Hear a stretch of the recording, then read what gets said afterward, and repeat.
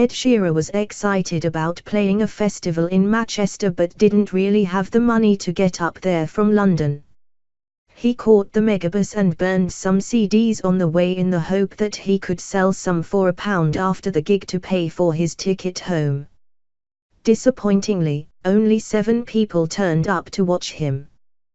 One of them was his friend, Ian Johnson, from Access to Music in Norwich. I got there just before Ed was due on and the place was full.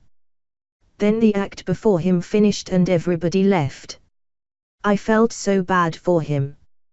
But he performed as if it was Wembley. That summed up Ed's attitude. He didn't begrudge things or believe himself too grand.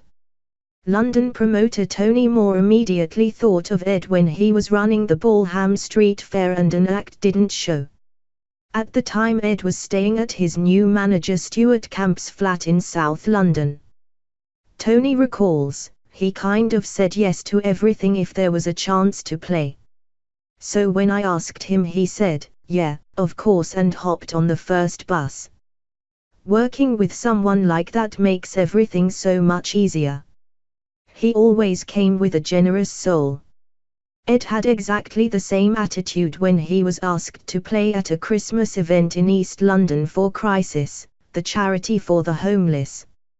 He was his usual sociable self and chatted happily to a young woman called Angel, who was living in one of the hostels. Only later did Ed learn her sad story, a girl addicted to crack cocaine who sold herself on the streets to support her habit. Ed, who was still a teenager, was profoundly moved by this and that night wrote a song about her. It was the A-Team and it changed everything for him. The old cliché of only needing one song was never true. He recorded it at his collaborator Jake Gosling's studio in Widlesham, Surrey. He then sang it for a video made by new pal Jamal Edwards for his YouTube channel SBTV, which greatly increased Ed's vital online presence. He took the song with him to perform on his first trip to Los Angeles in April 2010. He only had one gig arranged at a music and poetry evening but proved such a hit that he soon found himself playing a month of small concerts. He famously caught the attention of movie star Jamie Foxx, who invited him to stay over at his home studio at his Hidden Hills mansion.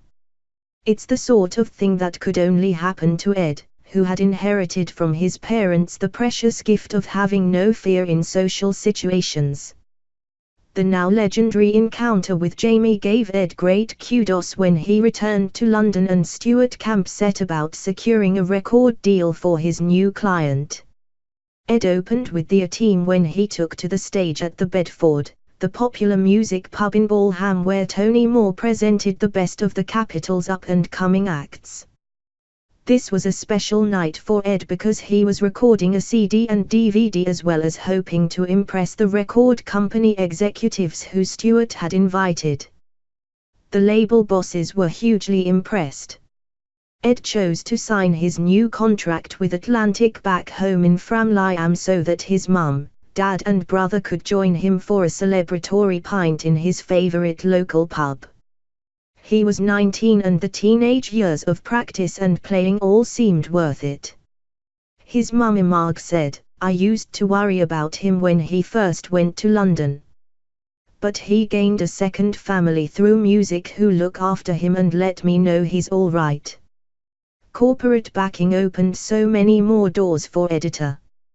He sang the A-Team on later with Jules Holland, which was broadcast the day Prince William married Kate Middleton in April 2011. As ever, he wanted his parents to share the occasion and they sat with him on the next table to register. By the time the A-Team was released as the lead single for his first album, the song had been around for such a long time, it seemed like an old friend. Promotion had gone brilliantly, even when his PAR system didn't work properly at a pub gig in Birmingham. Ed simply unplugged everything and did his entire set standing on a table. The atmospheric black and white video for the song had already chalked up 1 million hits on YouTube, so it wasn't the greatest surprise when the team reached number 3 on its release in June 2011. At the end of the year it had sold more than 800,000 copies and was the highest-selling debut record. He played Glastonbury, which was another childhood ambition fulfilled. Sadly, he split from his long-time girlfriend Alice at the festival.